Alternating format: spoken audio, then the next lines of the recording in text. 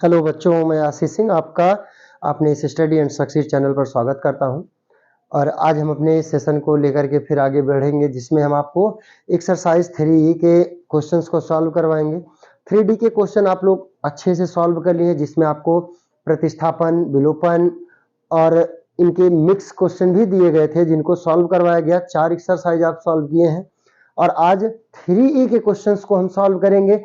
इस सेशन को आज आगे बढ़ाएंगे, जिसमें आप 3 के क्वेश्चंस को, लिखित क्वेश्चन जिसमें दिए गए हैं, आप प्रॉब्लम वाले क्वेश्चन सॉल्व करेंगे। तो चलिए ठीक है, इस सेशन को हम आज बढ़ाते हैं आगे की ओर।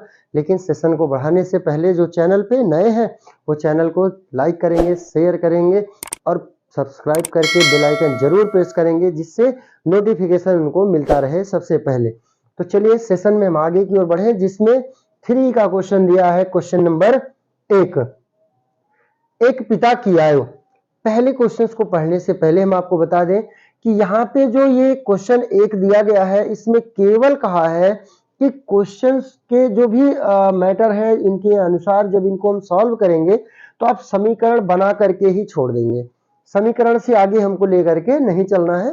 तो चलिए, कह रहा है कि एक पिता की आयु पुत्र की आयु की 4 गुनी है और 7 वर्ष बाद पिता की आयु पुत्र की आयु की 2.5 गुनी हो जाएगी। यानी पिता की आयु कह रहा है कि पुत्र की आयु की क्या है, 4 गुनी है। अगर हम ये मान लें कि माना पुत्र की आयु क्या है, x वर्ष है। माना पुत्र की वर्तमान आयु क्या है, पुत्र की आयु x वर्ष है। अगर पुत्र की आयु x वर्ष है तो पिता की आयु देखो क्या कह रहा है, कह रहा है पिता की आयु पुत्र की आयु की 4 गुनी है। यानी पुत्र जो होगा वो पिता जो होगा वो पुत्र की आयु का 4 गुना होगा। यानी अगर पुत्र है x वर्ष तो पिता की जो आयु होगी, पिता की जो आयु होगी वो पुत्र के आयु का 4 गुना होगा, यानी 4x वर्ष होगा। अब कह रहा है कि 7 वर्ष बाद, देखो अगर वर्तमान में उसकी आयु x है तो 7 वर्ष बाद, यानी वो 7 वर्ष के बाद का पूछ रहा है कितना होगा, तो आज से वो 7 वर्ष बड़ा होगा, यानी उसकी आयु बढ़ेगी। अगर अभी मानते हैं कि उसकी आयु 3 वर्ष है तो अगले 7 वर्ष में वो 10 का हो जाएगा, यानी उसकी आयु 7 साल बढ़ेगी। तो यहां पे भी वही कंडीशन अप्लाई करेंगे कि अगर हम 7 वर्ष बाद पुत्र की आयु निकालें तो पुत्र की आयु जो होगी वो कितनी होगी, x धन 7 वर्ष होगी। क्योंकि वर्तमान में तो x है, लेकिन जब 7 वर्ष बाद निकालेंगे तो 7 वर्ष उसकी आयु बढ़ेगी, यानी x धन 7 वर्ष हो जाएगी। और पिता की जो आयु होगी 7 वर्ष बाद की, अभी क्या है 4x है, और 7 वर्ष बाद उसकी आयु हो जाएगी 4x धन 7 वर्ष। अब देखो कि 7 वर्ष बाद कहा कि पिता की आयु पुत्र के आयु की 2.5 गुनी हो जाएगी। यानी प्रश्नानुसार जो कहा है, यानी क्वेश्चन के अकॉर्डिंग, कि पिता की जो आयु है, यही तो कहा कि पिता की आयु पुत्र के आयु की 2.5 गुनी, यानी पिता की आयु पुत्र के आयु के 2.5 गुने के बराबर होगी। यानी 2.5 गुना होगी किसका, पुत्र की आयु, यानी पुत्र के आयु की 2.5 गुनी। अब देखो पिता की आयु है 4x धन 7 और 2.5 गुने को अगर हम दशमलव हटाएंगे तो देखो दशमलव की जगह पे आता है 1 और दशमलव के बाद जितने अंक होते हैं उतने बढ़ाए जाते हैं 0। और पुत्र की आयु है x धन 7, तो यहां पे आ जाएगा बच्चों x धन 7। अब 5 से अगर भाग करें तो 5 25 और 5 दूना 10, तो समीकरण क्या बनेगा, 4x धन 7 और बराबर 5/2 और गुणे में है x धन 7, और हमको यही समीकरण बना करके छोड़ देना है, इसके आगे सॉल्व नहीं करना है। अगले क्वेश्चन पे आएंगे, क्वेश्चन नंबर 2 पे। क्वेश्चन नंबर 2 क्या कह रहा है, 2 नंबर क्वेश्चन है कि किसी भिन्न फिर से सुनेंगे। कह रहा है कि किसी भिन्न के अंश तथा हर, किसी भिन्न के अंश तथा हर प्रत्येक में एक जोड़ दिया जाए तो भिन्न का मान 4/5 हो जाता है, और यदि अंश व हर दोनों में से कह रहा है एक घटा दिया जाए तो भिन्न 4/5 हो जाता है।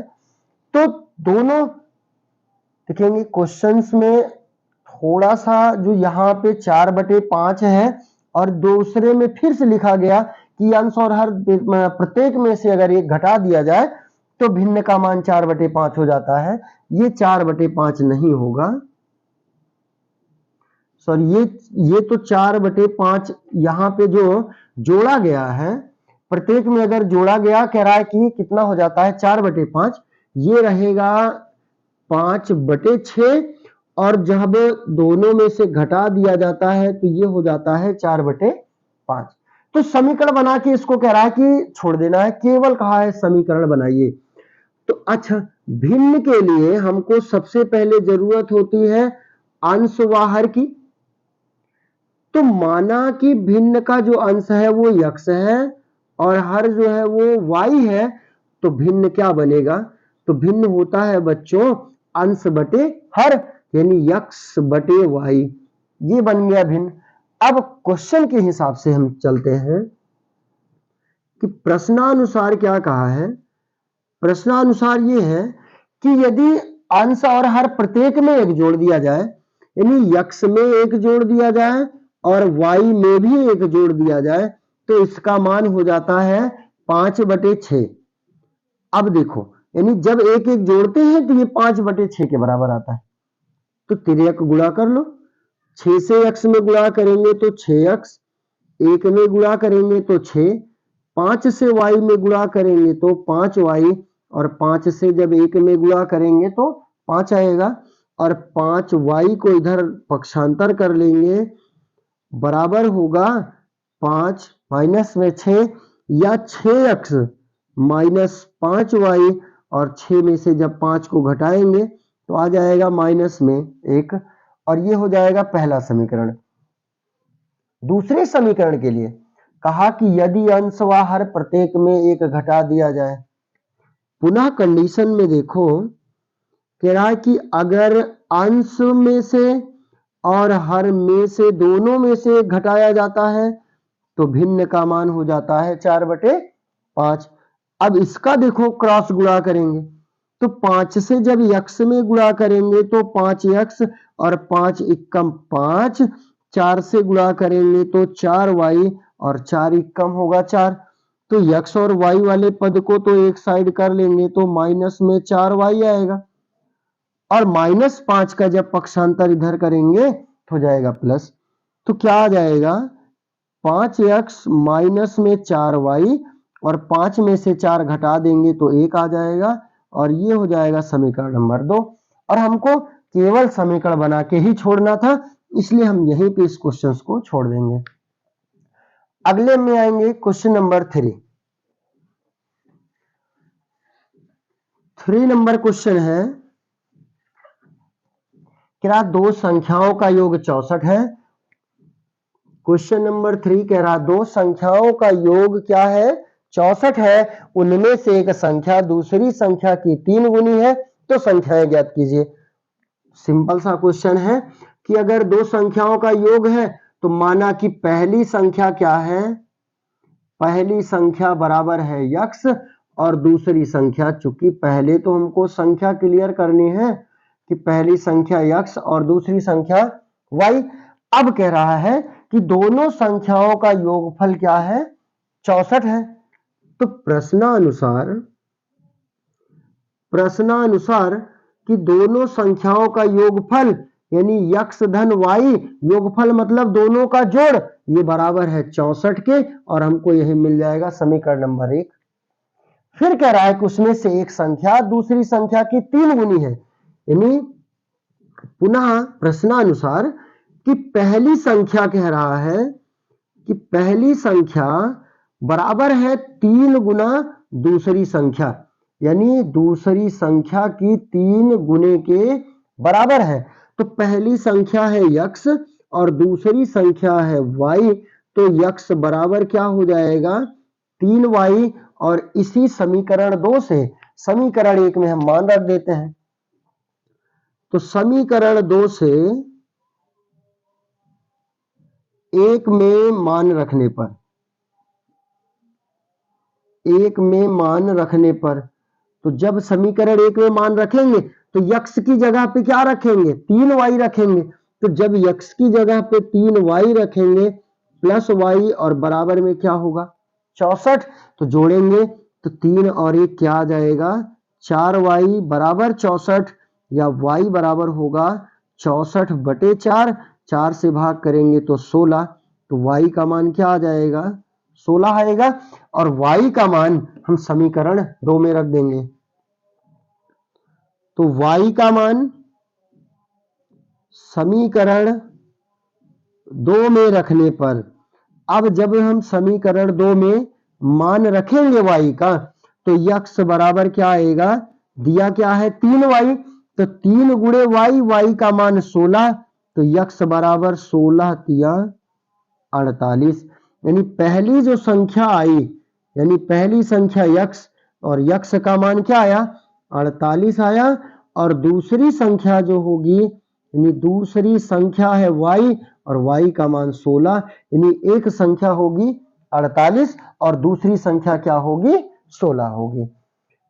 अगला क्वेश्चन, क्वेश्चन नंबर 4 देखेंगे।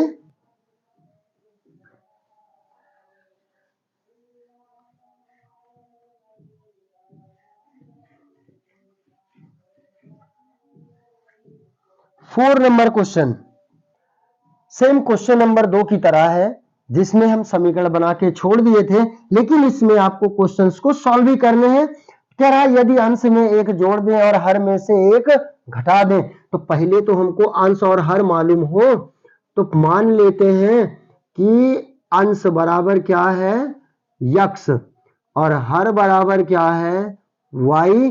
तो भिन्न का मान क्या होगा बच्चों, x/y। अब आएंगे प्रश्न पे, क्या कह रहा है कि अंश में एक जोड़ दें और हर में एक घटा दें। तो प्रश्नानुसार कि अंश में एक जोड़ दिए तो x-1 और हर में एक घटा दें, तो कह रहा है कि भिन्न का मान क्या हो जाता है, 1 हो जाता है, यानी 1 के बराबर हो जाता है। क्रॉस गुणा यानी तिर्यक गुणा करेंगे, 1 से गुणा करेंगे तो x-1, और 1 से y ऋण में गुणा करेंगे तो y-1, y का पक्षांतर कर लेंगे और 1 का पक्षांतर इधर करेंगे तो इधर आके -1, तो बनेगा x-y बराबर ऋण 2, और ये हो जाएगा समीकरण नंबर 1। फिर देखो पुनः दूसरे कंडीशन में कहा है कि यदि हर में एक जोड़ दें तो 1/2 हो जाता है। मीन्स अंश में कुछ भी नहीं करना, ना जोड़ना है और ना ही घटाना है। तो हर में केवल एक जोड़ना है, तो हर में हम एक जोड़ देते हैं, तो इसका मान हो जाता है 1/2। तिर्यक गुणा करेंगे तो 2x, और बराबर 1 से इधर गुणा करेंगे तो y-1, या y का पक्षांतर करेंगे तो 2x ऋण y बराबर 1। ये हो जाएगा समीकरण नंबर 2। अब दोनों समीकरणों को हम हल करते हैं समीकरण 1 व 2 से। पहला समीकरण x ऋण y बराबर है ऋण 2, x ऋण y बराबर ऋण 2, और दूसरा है 2x ऋण y बराबर 1। तो यहां ध्यान से देखेंगे कि y के गुणांक बराबर है, चिन्ह विपरीत नहीं है, चिन्ह समान है। तो हम इसको क्या करेंगे, घटा देंगे। घटाने पर, तो जब घटाएंगे तो इनके चिन्ह बदलेंगे और y से y कैंसिल होगा। 2x में से 1x घटेगा तो -x आएगा, और -2 में -1 जुड़ेगा तो -3। तो x का मान क्या आ जाएगा, 3, माइनस माइनस कैंसिल। अब x का मान हम समीकरण 1 या 2 में रखते हैं। तो x का मान समीकरण 1 में रखने पर, तो जब 1 में रखेंगे तो x का मान क्या आया है, 3 आया है। तो x का मान 3 माइनस y, और बराबर में है -2। तो -y बराबर 3 का जब पक्षांतर कर लेंगे तो आएगा बच्चों माइनस में 3 या माइनस y बराबर 3 और 2 दोनों जुड़ेंगे तो आएगा माइनस में 5 या y बराबर क्या हो जाएगा 5 हो जाएगा।